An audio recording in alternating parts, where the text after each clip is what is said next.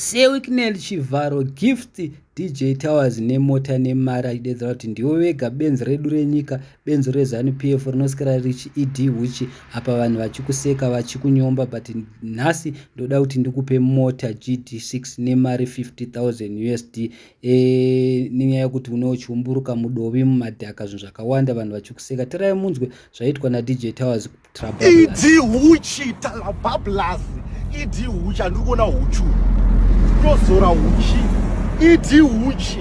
idi huchi andozo guys hapasina congestion patalabablas andozo idi huchi kani huchi ndawapa marwavo president.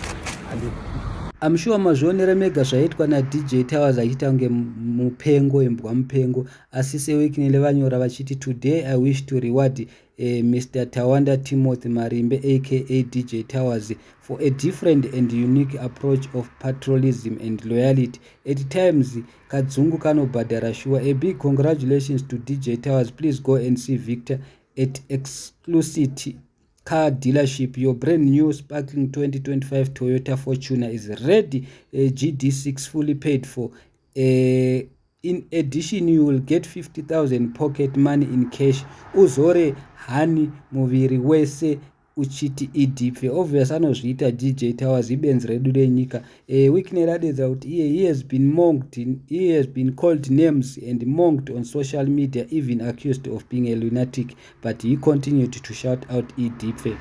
Asi varipo vanhu vari kufara vari kudedzera kuti seWicknell giving DJ Towers a car is a direct response to Passion Java. Yes, that's true, because Passion Java pangari kupodcast yaZigo na Sparks akadedzera kuti kupa DJ Towers mota mudzimu inenge yakurasha.